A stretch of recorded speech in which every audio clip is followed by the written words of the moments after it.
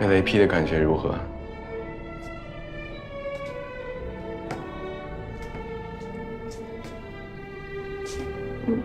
你怎么到我家来了？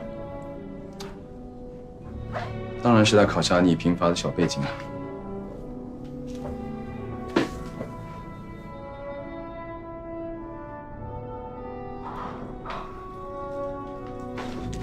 一个家庭关系极为和睦的大学生，只有寒暑假才会回家。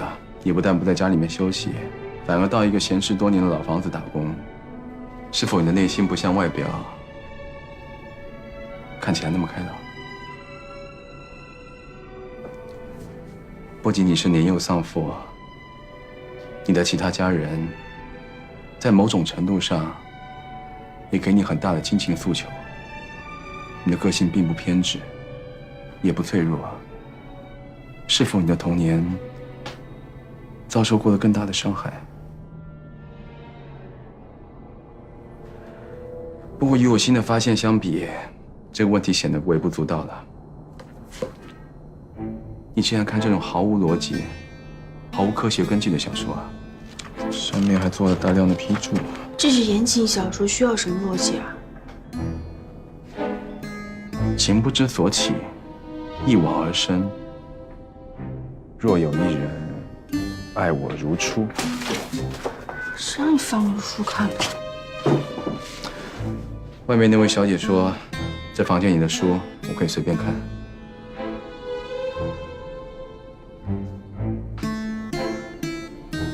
你为什么让我做助手？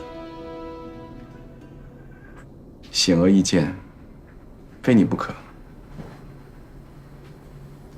譬如，我工作的时候不喜欢被打搅，我需要有人替我做很多繁琐且无效的工作。譬如，在这个城市里，我只认识你一人，而且你还很会钓鱼。我要考虑一下。我只抓最穷凶极恶的罪犯，只有我才能抓到。这个案子破案时间最长不会超过1周，也就是你的聘期。如果我是你的话，我就不会问这种无意义的问题，而且会在明早8点赶到别墅去。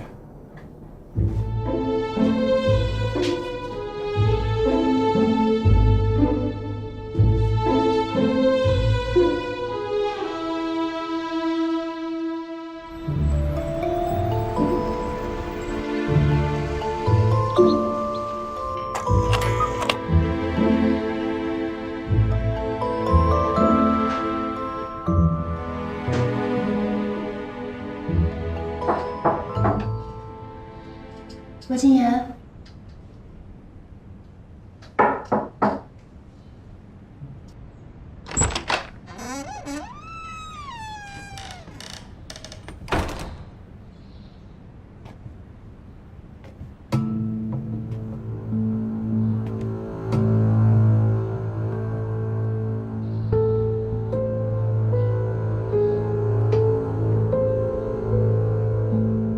他喜欢画乌龟。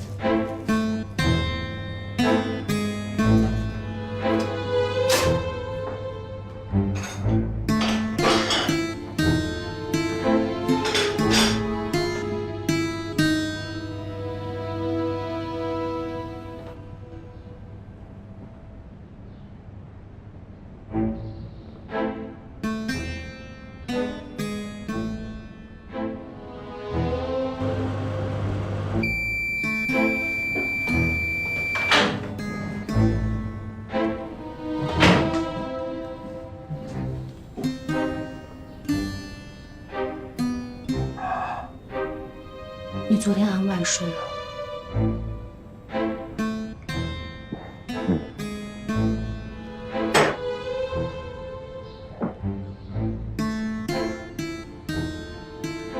你换发型了？做你的助手，当然要配合你的风格了。没有原来赏心悦目，最好换回来。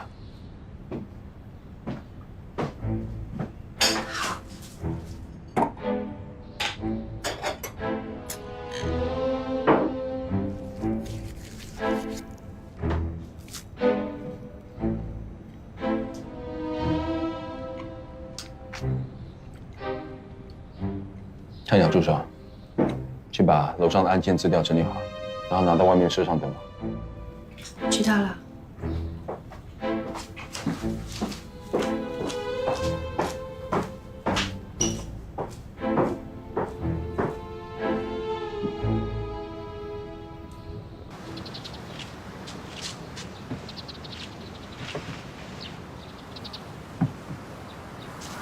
Andy， 开门。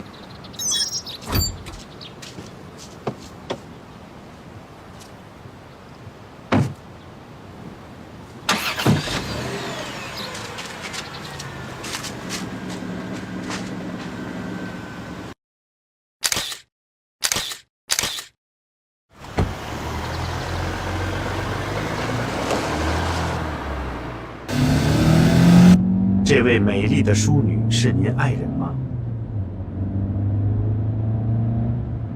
她是我的新助理，简瑶。简瑶小姐您好，我是安迪，很高兴为您服务。根据您的身高来判断，您的体重偏低，建议您补充营养，合理膳食。你的话太多了。父子运动的玩意儿，跟她一样，活泼妈妈的。很酷啊，就像小时候看的那个美国电视剧，叫什么来着？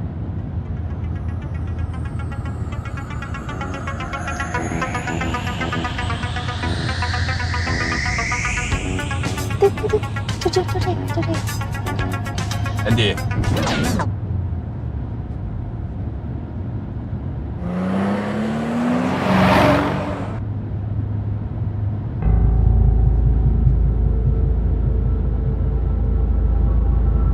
你的意思是，罪犯只是一个人，而且是本地人。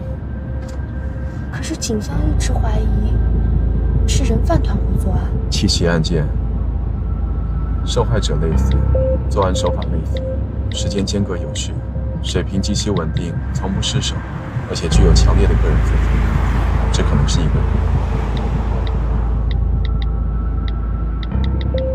跟你的小男朋友汇报。他不是我男朋友，你会介意我汇报吗？我为什么要介意这种无聊的事情？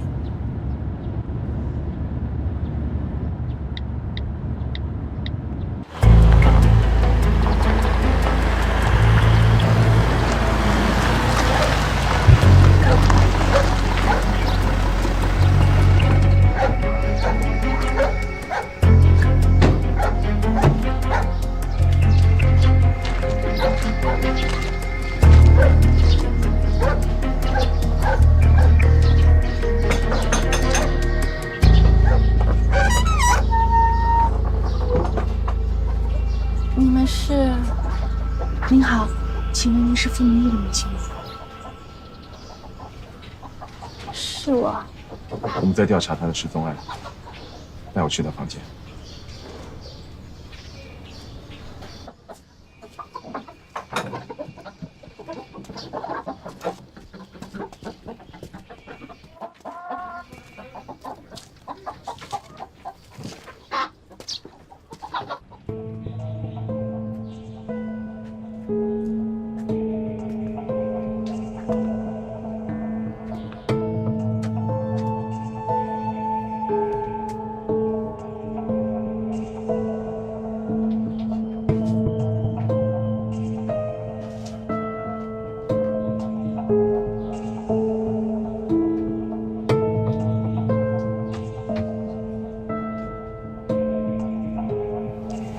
过了，跟警局调查报告上提到的差不多。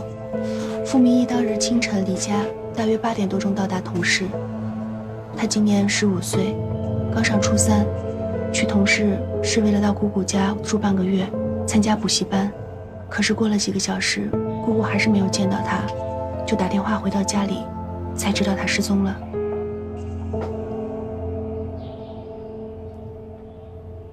你有什么发现吗？你的脑子不是摆设，所有跟傅明义有关的信息，我都要。他去的地方的那些线索，一定藏在这个屋子里面。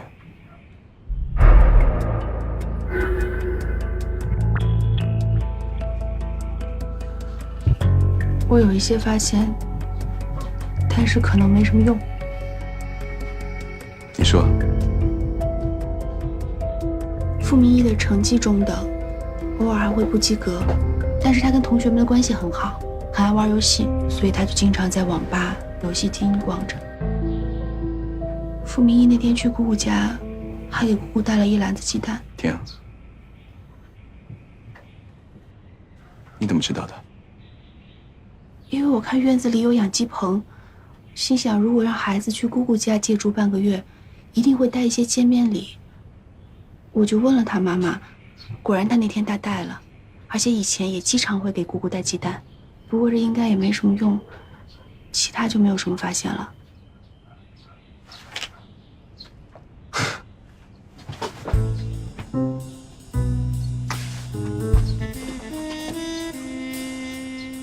你怎么会想到的？给姑姑带鸡蛋？你真是个天才。这是基本的人情世故啊。傅子玉啊，说你知书达理，会跟我互补。看来他真的蒙中了。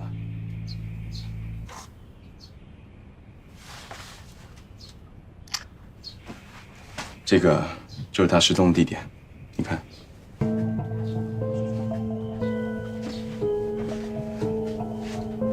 为什么呀？他手里拿着鸡蛋，去哪都不方便。他会带着一篮鸡蛋去网吧玩吗？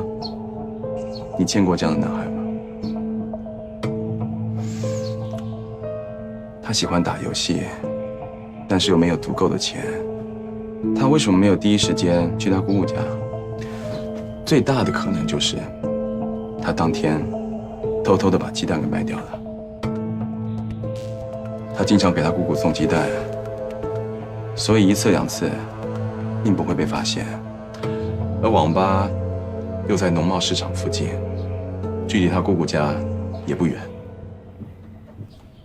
可是我们知道了失踪地点。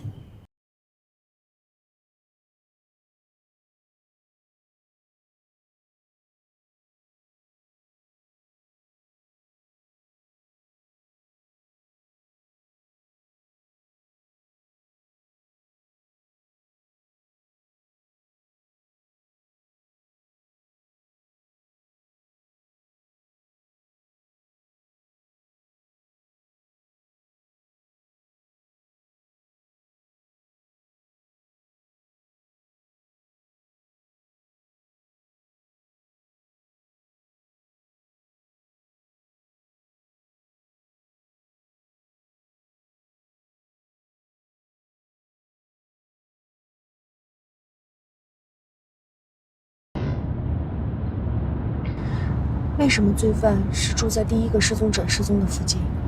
为什么他的年龄是25到30岁之间？你不是看过白板了吗？原因都在那上面。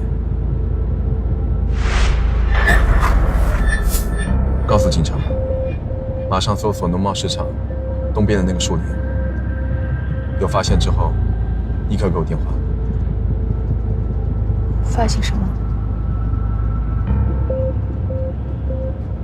你已经想到了。你说这些孩子都被杀了？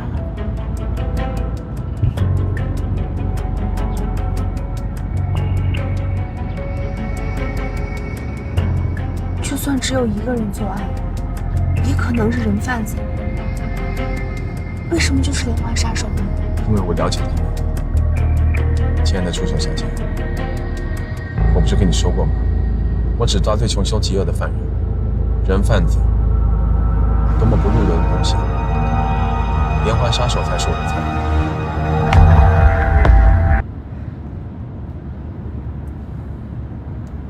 给你1分钟时间，惊讶够了，就继续做你助手该做的事情吧。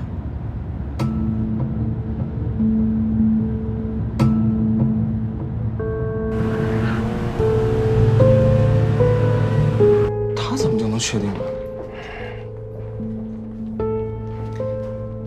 为什么？从哪得出的结论？你等一下，他们想知道原因。回去之后做简报，让他们先找尸体。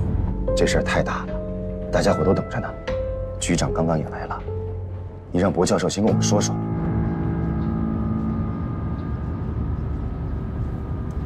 你能不能在电话里做简报？我上一次做简报是在马里兰大学伯克利分校中央报告厅，现在你要我在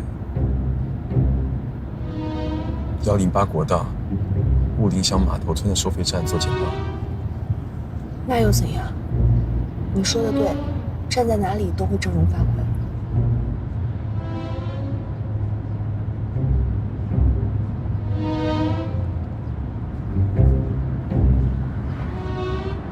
是这样的，博教授现在正在准备简报内容，还有一些证据需要补充，现在没有空，等我们到了同时第一时间跟你们解释，到时候简报的内容也会更完善。出手都是骗子。闭嘴。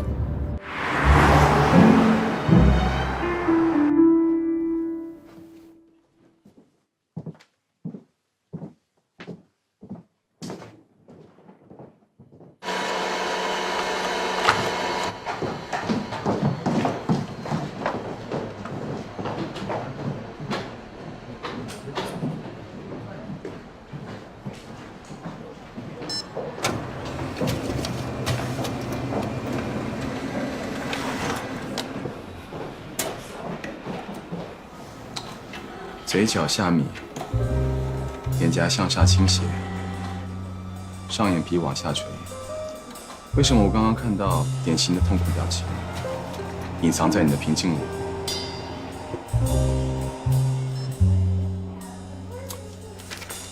看来我上次的判断还是有偏差。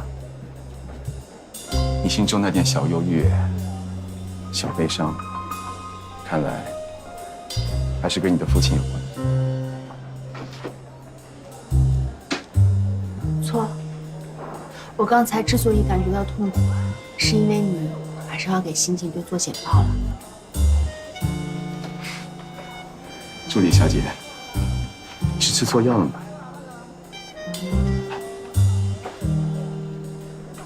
正是因为我真的身为你的助理，所以我想真心的劝告你，里面那些人都是敬业爱岗的刑警。你等我给他们做简报的时候，能不能不要讽刺他们？就算有问题，你也耐心一点解答，行吗？你是从哪一根跳线的神经脑补出那么奇怪的观点？我脑补啊，你之前对我对别人，你想好吗？你说话分分钟气死人。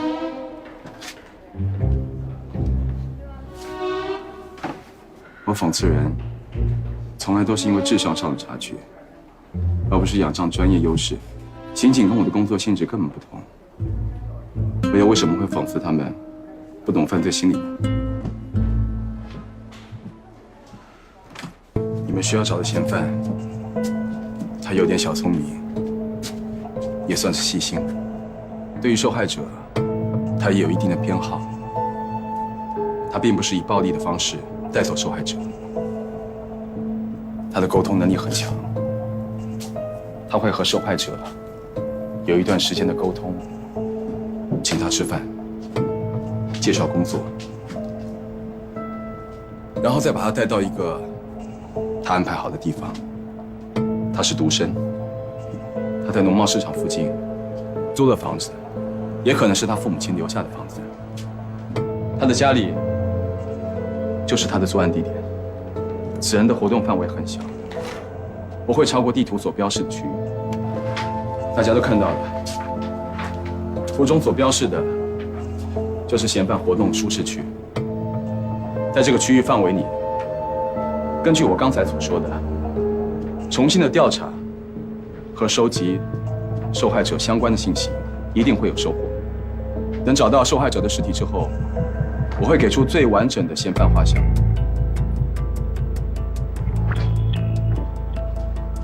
现在大家有什么问题可以提问了。他为什么会住在农贸市场附近，也就是第一个失踪者失踪地点附近？他的确是比普通人聪明大胆，但也不过如此。以他有限的资历，第一次作案，他绝对不会选择在一个离家数公里的地方，而且他并没有把握去说服一个少年跟他去到这么远的地方。您确定那些孩子被谋杀了？失踪超过2周以上的人，被害的可能性超过90%以上。那薄教授，为什么要找到尸体以后就能给出完整的画像？因为他所有的内心诉求，最终都会反映在尸体上面。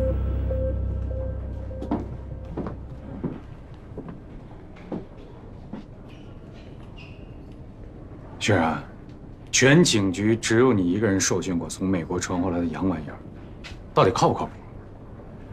这嫌疑犯长什么样，这可不是胡乱猜的。不是猜，薄教授应该是有推断依据的。举个例子，15、16岁的男孩体格差距都很大，发育的好，能冲到1.7米多，而现在所有的受害者，身高都在1.6米以下，最高的也才1.58米。这也就说明疑犯本身的体格不会太健壮，所以在寻找受害者时，他没有信心，只敢选择比较瘦弱的。你这么说倒有点道理。继续。我现在虽然还不能反推出薄教授的理论依据，但我相信他的侧写不会有错。队长、副队，有新发现。按照队长的安排，2组在重新走访交子街一带的时候，有一个水果店的老板娘认出了3号受害者。她说，她记得曾经跟一个符合画像描述的男人一起走进了店里，买了一些水果。什么时候？老板娘说她记得很清楚，那天是11月5号，她的结婚纪念日。因为她着急回家，是她的最后一单生意，可对方不停地在挑来挑去，弄得她很烦躁。11月5号。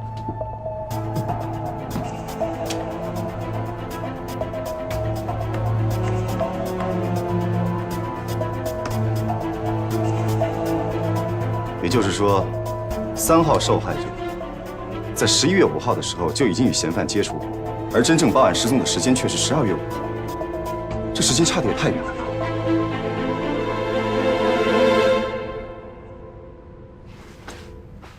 告诉我，你想要宣泄些什么？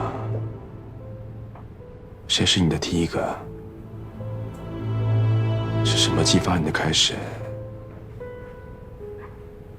而你又将变成什么样子？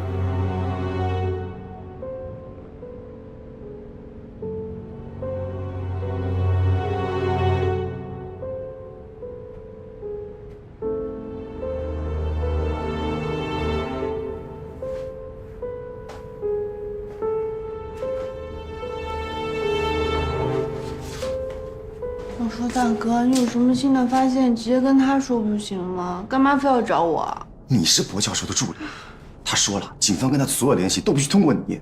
再说了，我也没打电话呀。快点儿！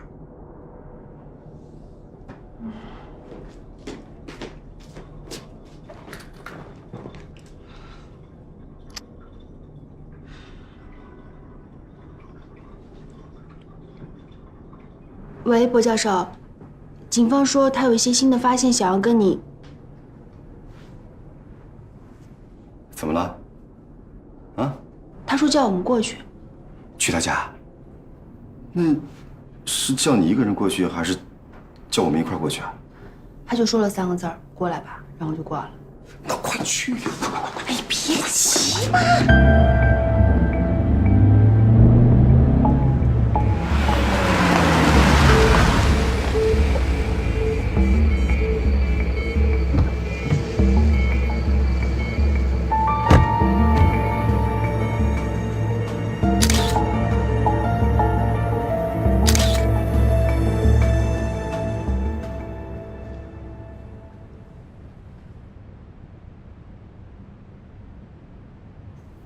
想他是不会起来迎接你的。你有什么新的情况，就直接说吧。你别看他好像在发呆，你说什么他都听得见。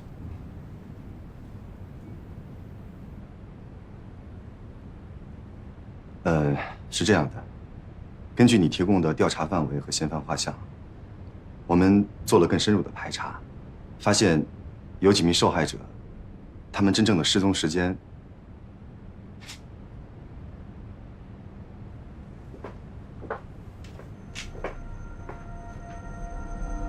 你都已经发现了。发现了，发现什么了？在农村乡下，15、16岁的男孩基本上就被视为成年人，所以他们所受到的照看还有监护，不可能和成年的孩子一样。的确是这样的，有的孩子真正的失踪时间与报案失踪时间存在着较大的误差。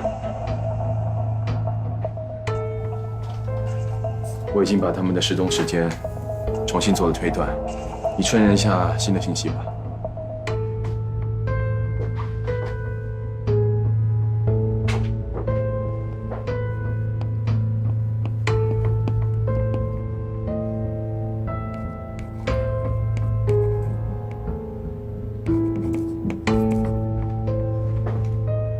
我明白了，其实3号真正的失踪时间是早于2号的，所以他们俩的位置应该互换一下。魏教授，除了失踪时间，还发现了一些其他可能相关的信息。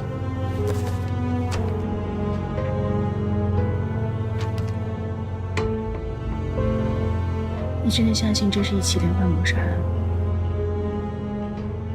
这种只存在于美剧里的案件，怎么会突然降临到我们这里？一开始我也不愿意相信，可是随着案件的深入调查，越来越印证了薄教授的判断。我还是不明白。你是他助理，他没跟你说过？他的结论就是凭空，啪的一下就冒出来，他从来都不会解释他的结论从何而来，依据是什么。这么跟你说吧，拐卖案的对象以女性和10岁以下幼童为主，可是这批失联的失踪者全部都是男性青少年，这不符合拐卖案的典型特征。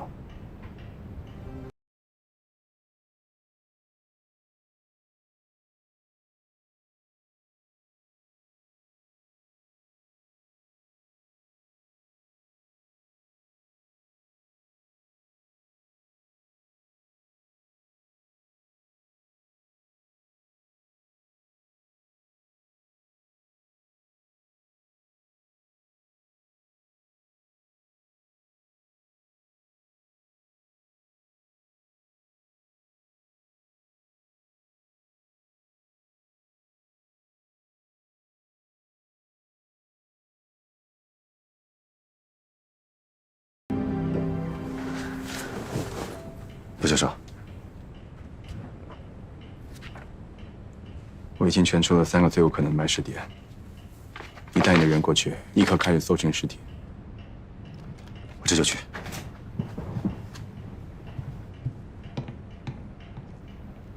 那我们现在干什么？我累了，需要睡一会儿。今天还有工作吗？没有了。我们不需要协助警方搜寻尸体嫌犯吗？那是警察的事情，我只负责分析。那我先回家，明天我再过来。不行。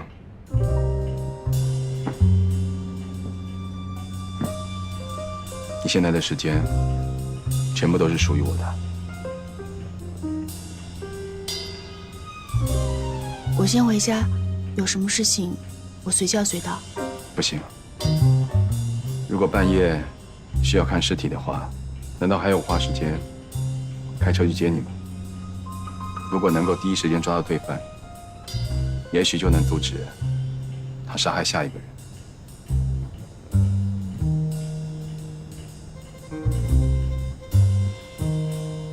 那我睡哪里？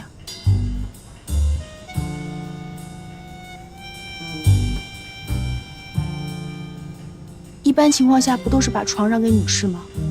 你应该少看一点那种小说。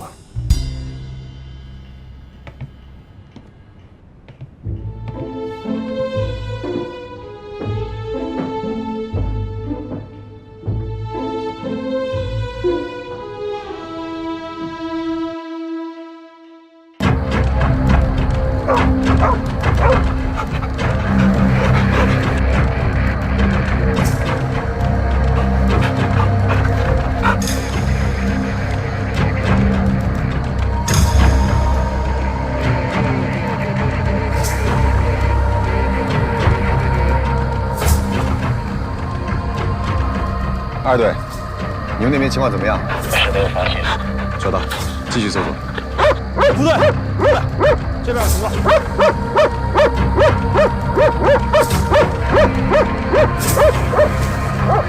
挖开。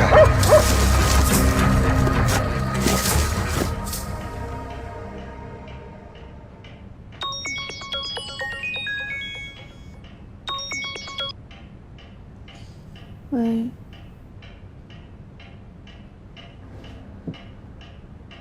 我知道了。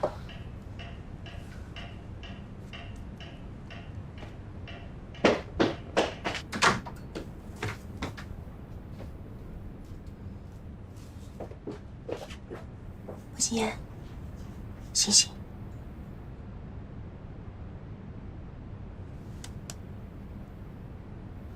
莫心言，沉默，自己去睡。沉默，他女朋友的名字。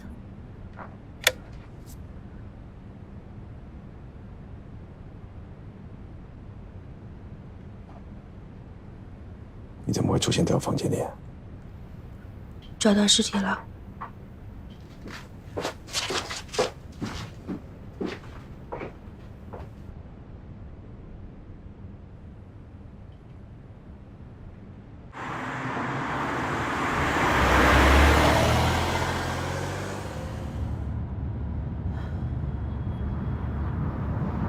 我明白，但只要还没找到尸体，就总觉得还有希望。希望孩子们只是被拐了，希望是你弄错了。我不会出错的。是啊，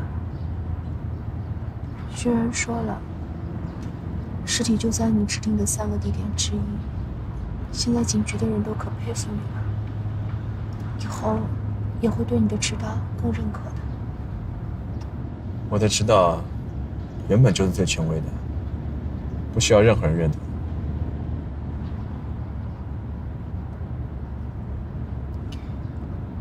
我以前就问过你，但是你没有回答。像你这样一个自认为是天才的大人物，为什么要掌我当助手？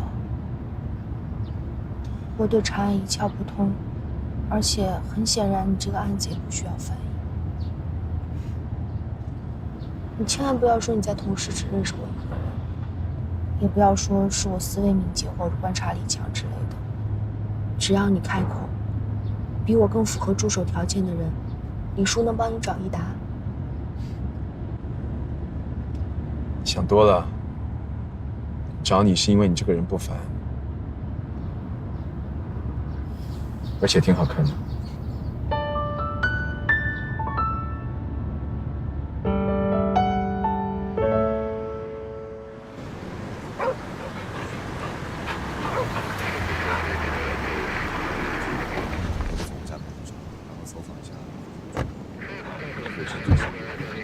有没有发现什么可疑的人或者可疑的行迹？如果有的话，立即报告。是啊。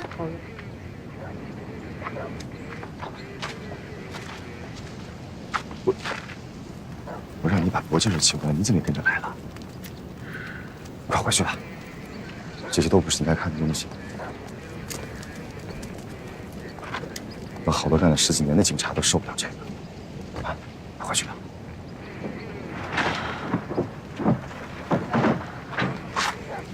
我回车里了。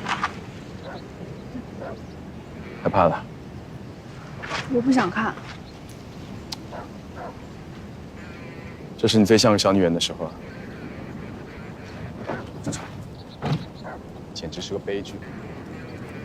反正我不看。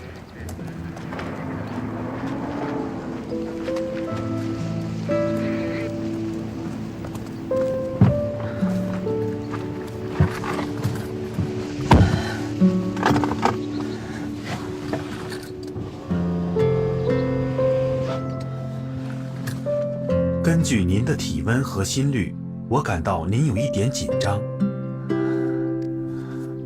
我没事儿。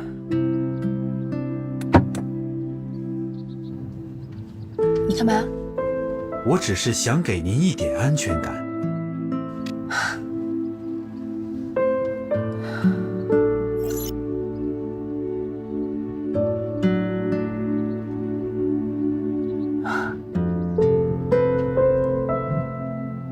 真体贴。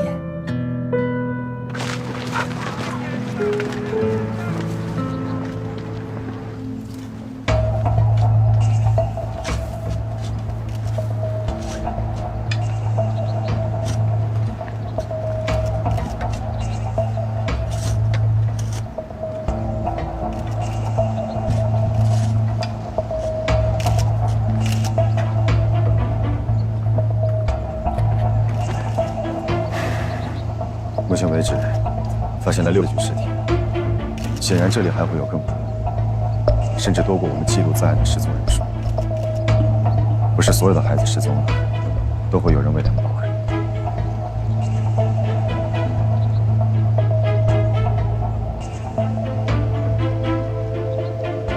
死因是窒息，根据脖颈处的淤痕和嵌留的尼龙纤维来判断，凶器应该是最常见的尼龙绳。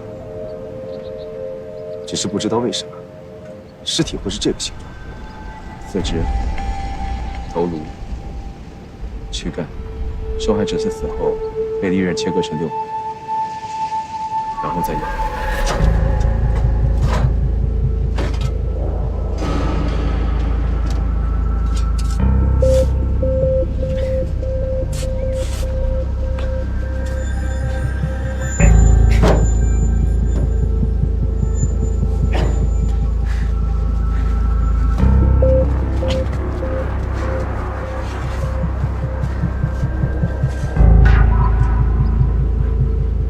凶手分尸，一般都是为了更方便的处理尸体，而这个凶手杀人分尸后，却又将它们拼回整尸的形状，全部埋在了一起，甚至连器官和内脏都一块没上。这又是为什么？死亡时间，经法医出验，最长的是5个月，最短的1周左右。更精确的时间要等尸检之后才能确定。间隔期，尸体还没有全部找到，目前发现的最短间隔期大约有3周。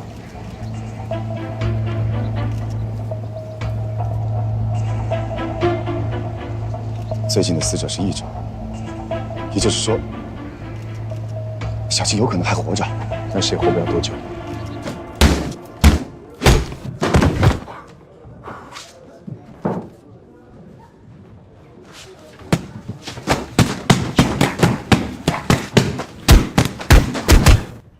你的内心，你的欲望，你的诉求，全都在这儿。你到底想说什么？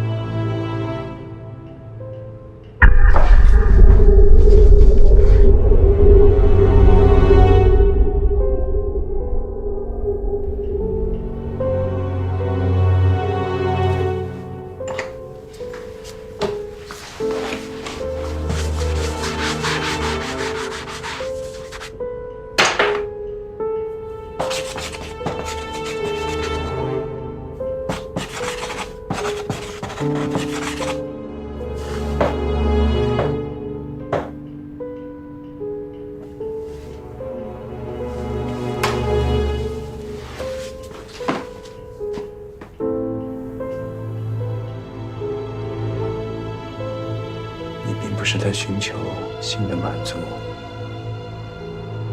也没有虐待的快感。你并不想保留被分解后的尸体，你所享受的是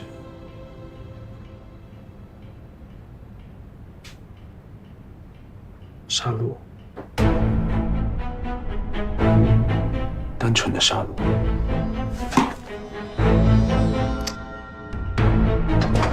刚才你也是拳脚大。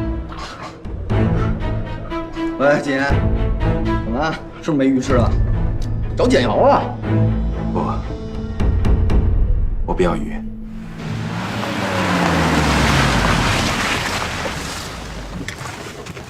这是2份新的尸检报告，你带给薄教授。我还要赶去南市现场。已经有8份了，还会有更多吗？在现场挖掘停止以前，什么都很难说。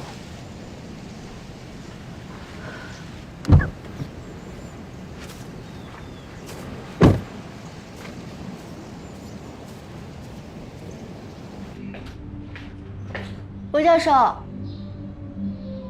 薄教授，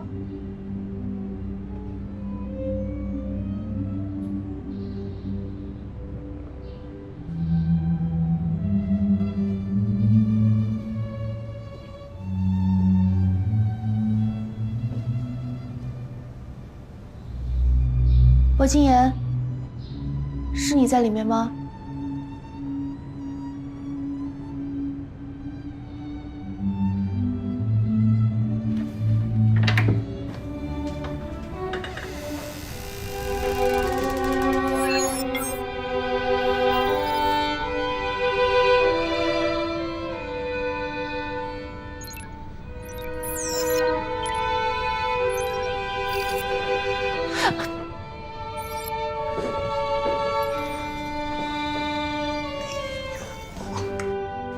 不错吧？我的作品。这是什么？我来给你介绍一下，这是沉默，秦妍养的。不过这个小东西总是不听话。我说人这个。薄金言，你在干嘛？出去。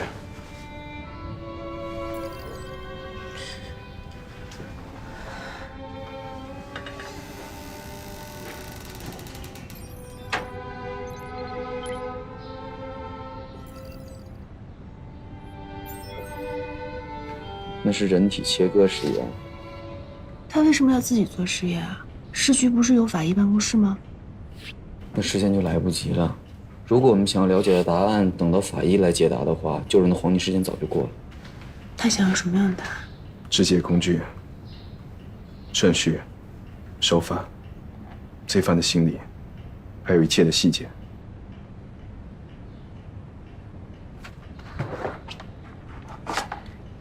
这是最新出的尸检报告。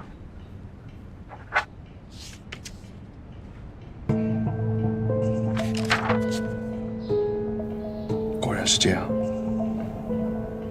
果然是那样。他在进化，从一开始的犹豫、纠结、不熟练，渐渐的，他找到了最能释放内心变态欲望的方法。我的数据收集的差不多了，你什么时候把模拟演示的模块还有程序建好给我？1天。好了，5个小时。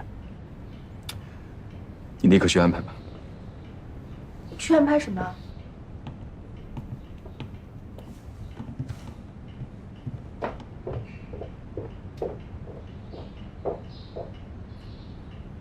安排什么？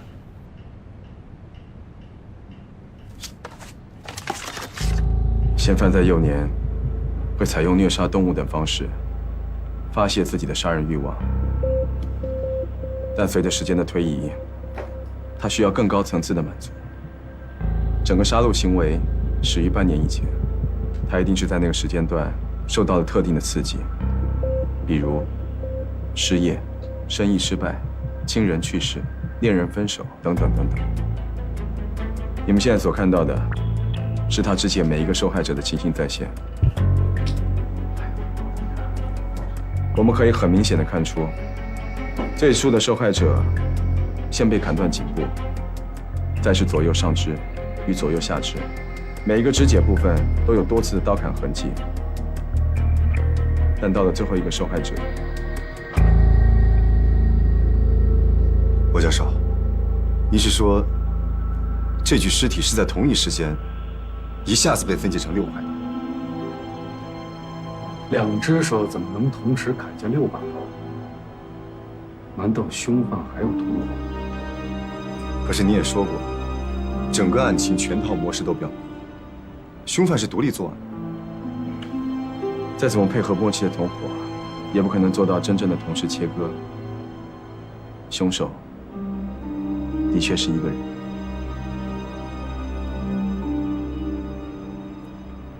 人类之所以是人类，就是因为他会使用工具。工具？罗教授，您的意思是说，为了满足他自己的杀人欲望，他踩着一个又一个的受害者尸体，实验着，进化着，最终造出了可以实现他完美暴力幻想的工具——一台杀人机器。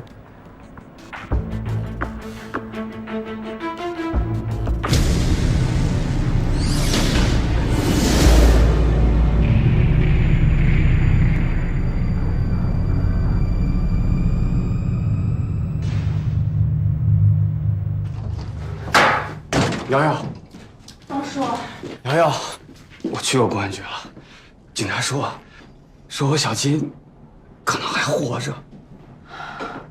王叔，你先坐。你放心，警察一定会尽全力把小金给救出来的。王叔，别着急。听说办这个案子最关键的人就是那个住别墅从国外回来的专家。我砸过他的门，我得罪过他。瑶瑶，我求求你，你去替我给他赔个不是。要不你带着我去给他跪下，我给他磕头，让他别计较。那一定把我儿子给我救回来。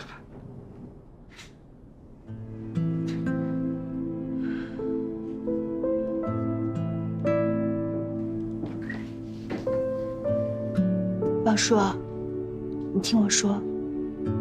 我先生对于之前的事儿根本都没有在意，他非常认真的在办这个案子。虽然我跟他共事的时间不长，但是你相信我，他绝对是最好的。放心吧。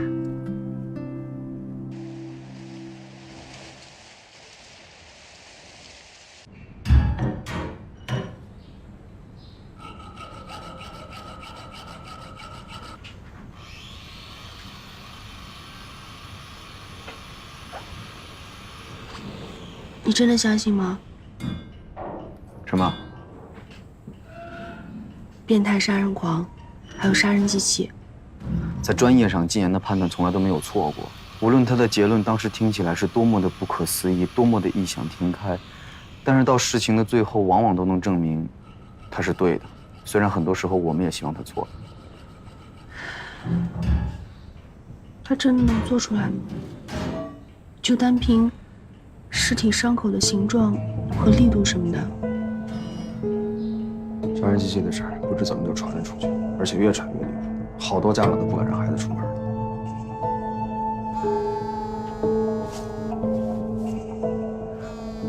喂，好，我知道了。2组原地保护现场，通知法医处，我马上就到。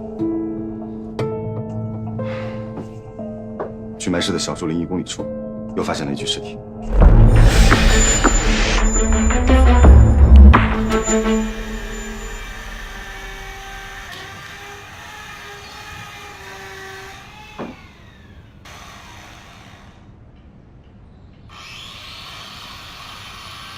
这都一整天了，他不吃饭啊？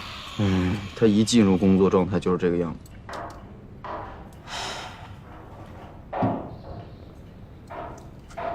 其实我能看到他的善良，虽然他都表现得那么平淡。你笑什么？他说的对。如果一个人有了敏捷的思维和细致的观察，他就有可能看到背后真正的灵魂。你说什么呢？没有声音了，大概成功了吧？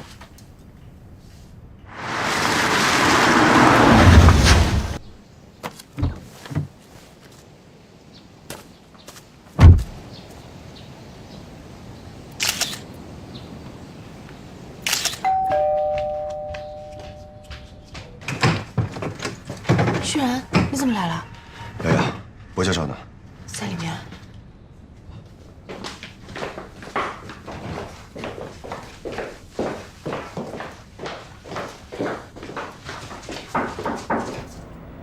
进来。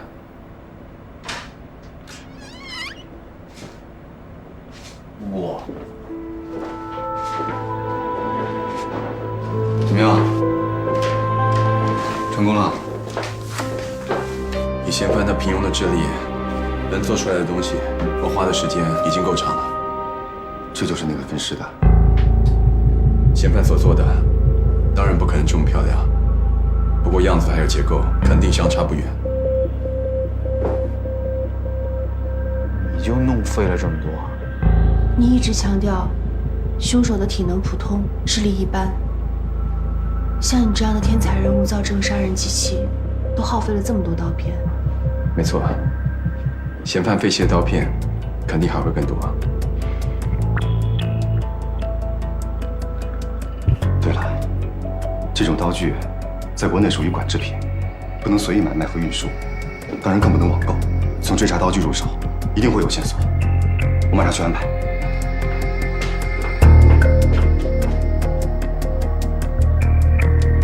这个人就是来看刀的。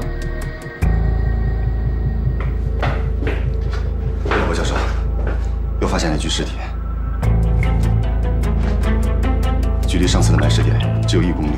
根据尸体的腐烂情况来看，这个人很有可能就是第一个被害者。从骨骼发育情况来看，死者和其他受害人一样，都是15岁左右的未成年男性。死亡时间大概应该在去年的1月中到2月初。我核查过相邻时间段的所有失踪档案，没有找到相符合的记录。尸体虽然已经完全腐坏，但应该可以采用 DNA。可以啊，但是我们没有这么完备的数据库进行比对啊。也就是说，这个孩子究竟是谁，我们可能没有办法知道。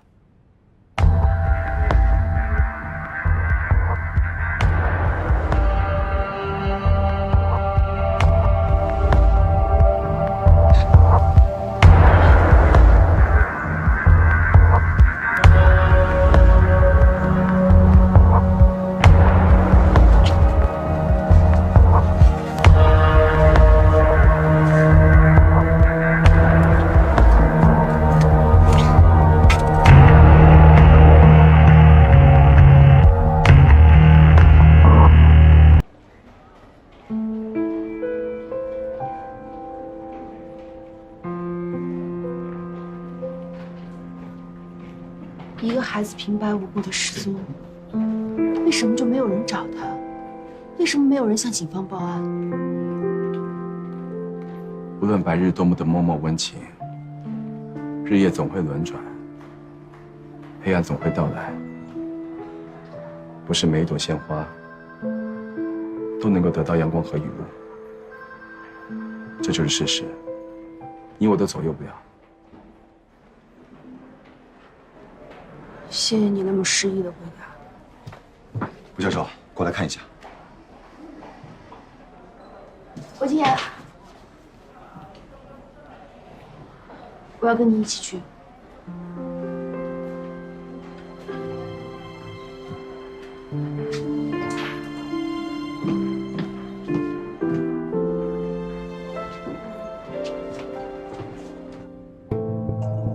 我记得目前发现的所有尸体当中，有2个是身份不明、没有记录的。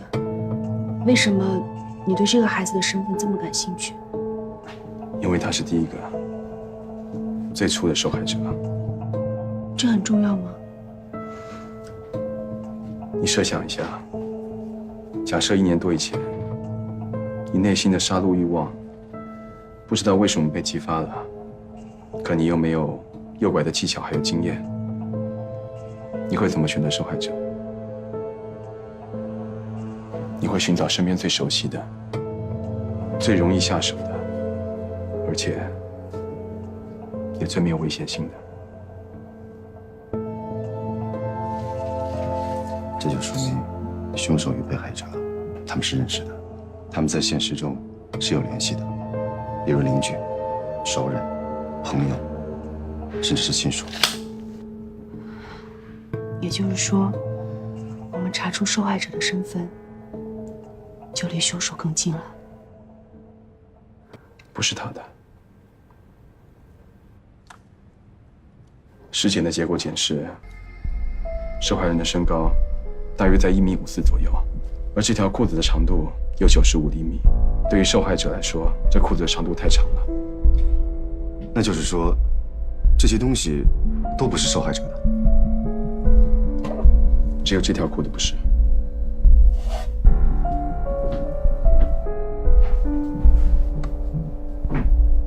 这上面有字儿。什么地，什么，看不清楚啊。绣得太厉害了。你拍张照片给傅子玉，让他来处理。好。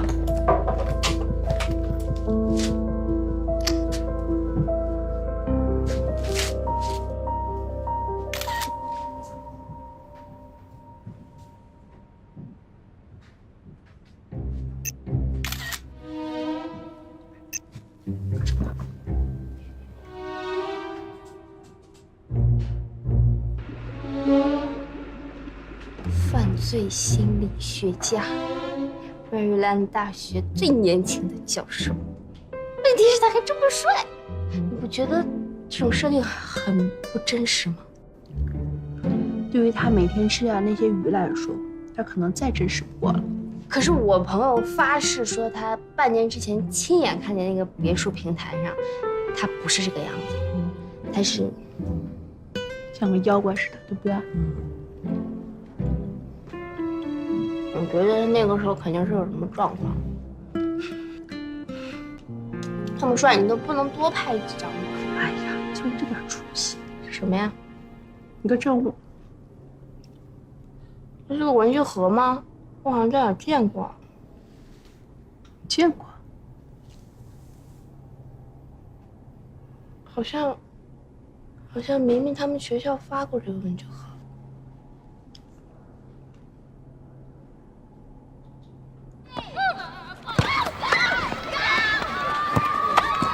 你觉得那个孩子会是这个学校的学生吗？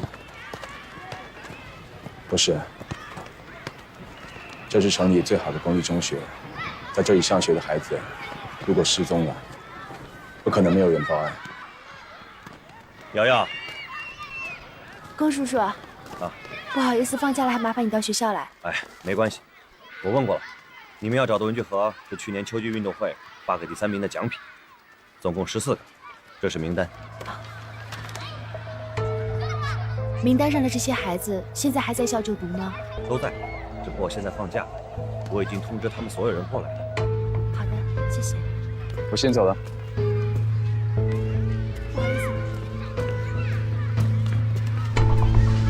你去哪儿啊？你留在这里，负责询问学长。你询问？你询问什么呀？你是个聪明的助理，询问他们你能想到的所有问题。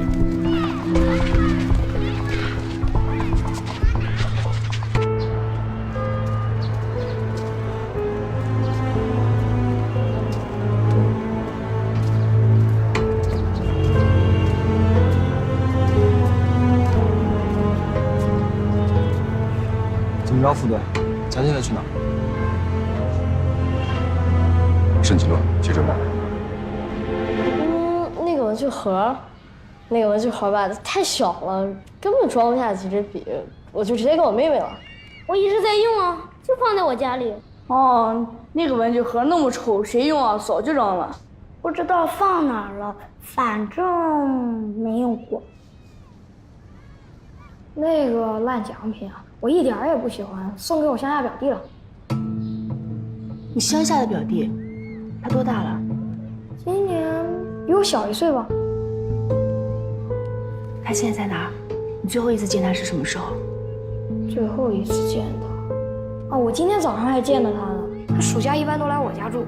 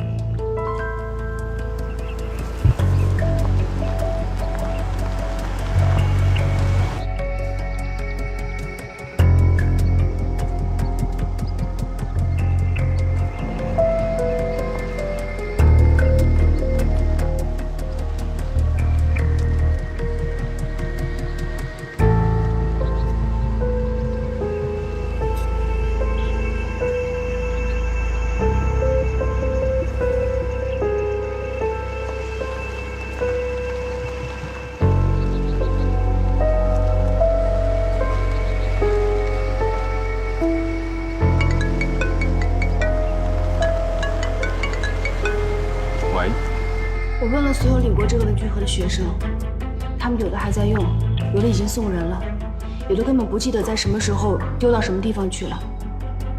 我觉得这条线索已经没什么用。当然有用了。他不是一中的学生，却有一中发的文具盒，还有一条不合身的校服裤子。这说明这14个学生，其中一定有某一个人和是被害者有着必然的联系。可到底是哪一个人呢？这根本没办法判断啊！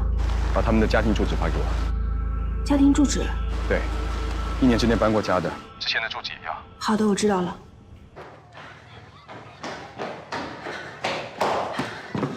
不好意思，郭叔叔，可能还需要再麻烦你一下。